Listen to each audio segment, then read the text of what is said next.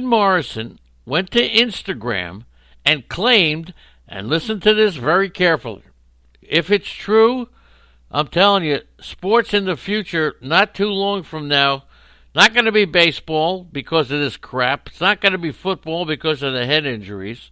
It's not, Logan Morrison took to Instagram and claimed that each major league team is doing some kind of sign stealing.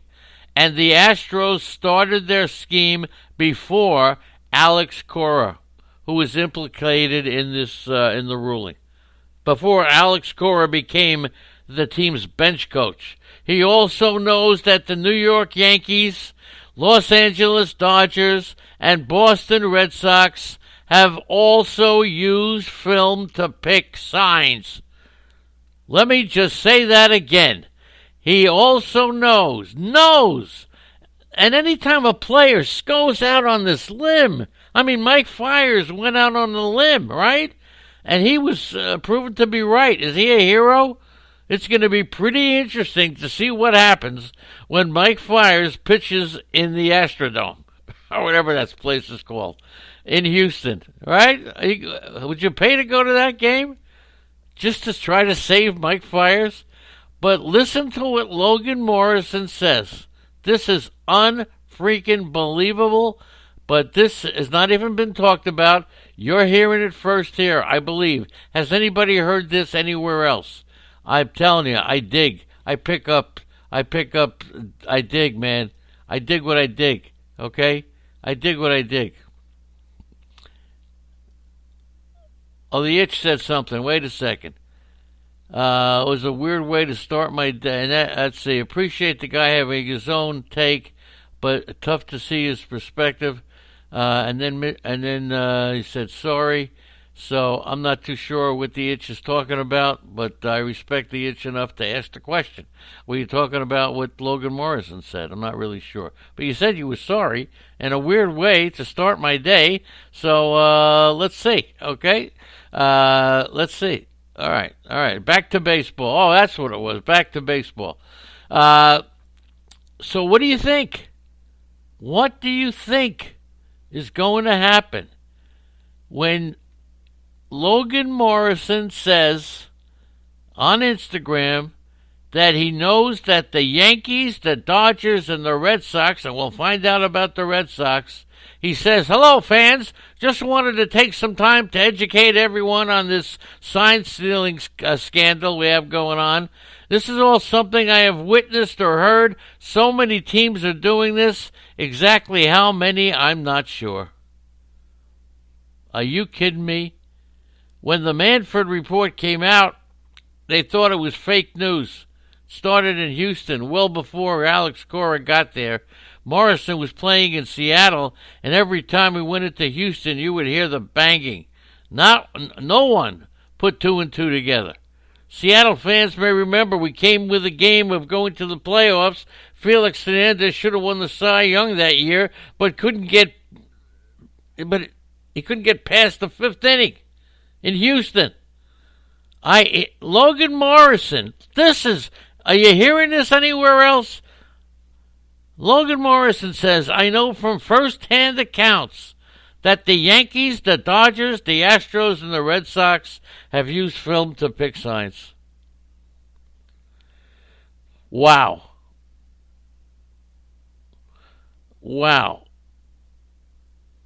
So, look, the unbelievable. Some Astros have told the investigators that they didn't believe the sign-stealing scheme was effective. It was more distracting. So then why the hell would you keep doing it if that was the case? All right? A.J. Hinch says players say that all teams are doing it. Unbelievable. Most of the position players on the 2017 team either received sign information from the banging scheme or participated in the scheme by helping to decode signs or bang on the trash can. Many admitted they knew the scheme was wrong. I'm telling you, the players should be punished. Okay? Unbelievable.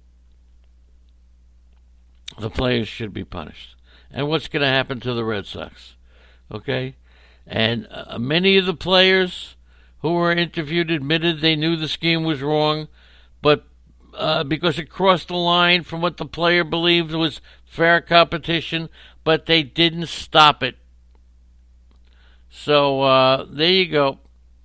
And Manfred's 9-page statement mentions only one player, and that's Carlos Beltran. So I think that the Mets really have a bigger decision to make than being told. Okay? Beltran previously told the reporter that it was what they were doing was legal. It was pregame study and in-game observations. Okay? So there you go. And then he was told that as long as he told the truth, that he'd be okay. So that's the way it is. All right, so that takes care of that. If you have any questions, does anybody agree that they feel that the players should have... I mean, they signed the...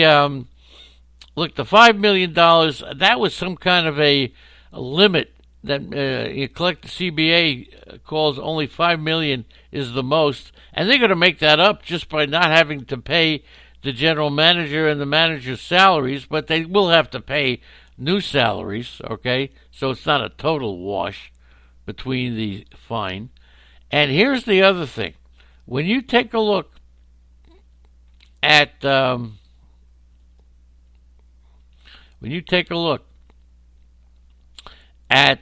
losing their first round pick. Look, Seth Beer, they took last year. This is going to really hurt. The first and second round picks. The money that it's going to take, the amount it's going to take to get players like Forrest Whitley, Daz Cameron, Kyle Tucker, Alex Bregman, Carlos Correa, George Springer. Don't forget, they drafted Mike Fultonowicz. They drafted Delino DeShields. They drafted Jordan Lyles, Jason Castro. This has been a good team. That is Brad Lidge, Lance Berkman. This has always been, the Astros have always been a terrific team. They didn't have first-round pick in 2003 and 4. They didn't have one in 2007. And, yeah, they took... who's that guy? Mark Appel. They took Brady Aiken. So, not 100%. But don't think that losing the first and second round pick, there's no other way to get these kind of players. No other way. They can't trade their first and second round pick, which is illegal anyway, I think. But anyway, and that's the story there. Okay? So, away we go with that kind of information. Thank you all for being in the chat room once again. Tito Luna has joined us, a great Tito Luna. And ladies and gentlemen, Dr. Z, Zelmo, is back in his chair. Rusty Staub, Sonny Jackson, Bob Espromonte, and the whole thing. All right, we're going to talk about the Toronto Blue Jays today. How about that? The Toronto Blue Jays. Well, you just want to skip it. Now, Toronto's an interesting team to talk about. Toronto's an interesting team. And as we take a look at the Blue Jays, how many of you think that, first of all, the Blue Jays, the odds for the Toronto Blue Jays to win the American League pennant, 50-1. I'm not going to go to the World Series odds. So 50-1. Anybody think that 50-1 is good enough odds for you to take to bet the Blue Jays? It seems to me that the Red Sox are going to be in turmoil. It seems to me that the Orioles are out of business. Tampa could be that could be a fairly interesting bet. But let's look at the players fantasy-wise now, okay? Let's look at Toronto, and that'll finish up the American League for us. Over at first base, the Blue Jays are going to go with, I guess they're going to either go with Rowdy Tellez or Travis Shaw. Rowdy Tellez. We have been waiting for this guy to emerge, but he hasn't emerged yet. And Rowdy Tellez, good-looking player, is Rowdy Tellez.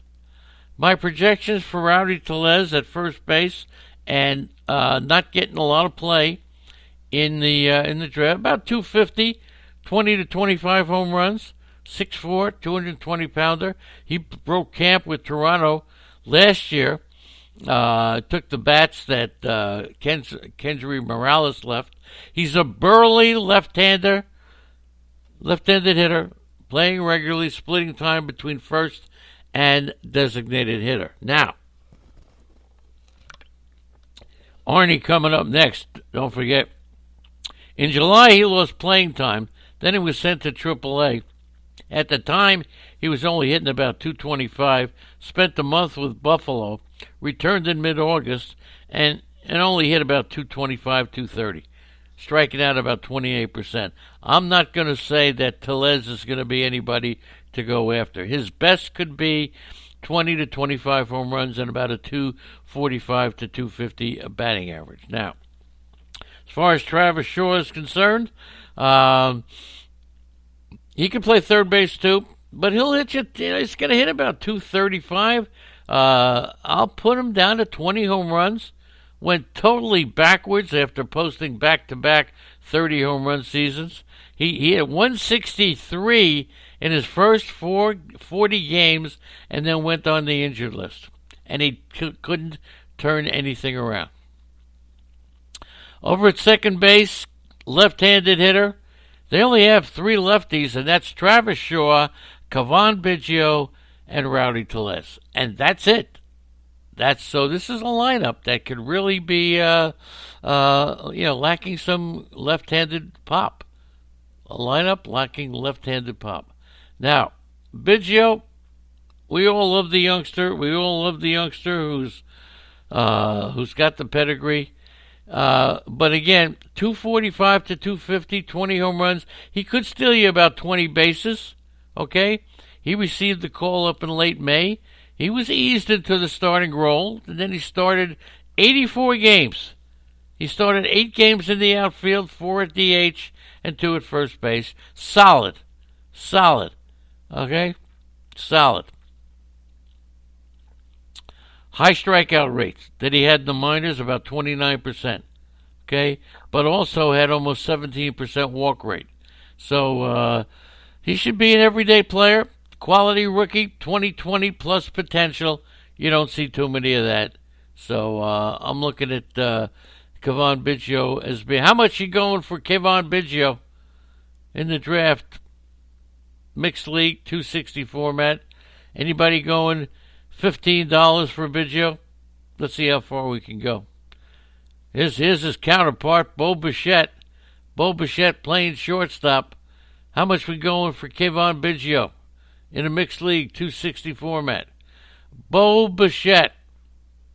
Now, what are we doing with Bo? He should have some pretty good numbers, right? That we're hoping for. He's going to be the shortstop. He's going to hit you about 285 to 290. He will hit 20 or more home runs and steal 20 bases. He is 21 years old. Look, Vladimir Guerrero arrived a good 2 or 3 months before Bichette in his late July call-up. But I got to tell you, he made a bigger splash than Vlad.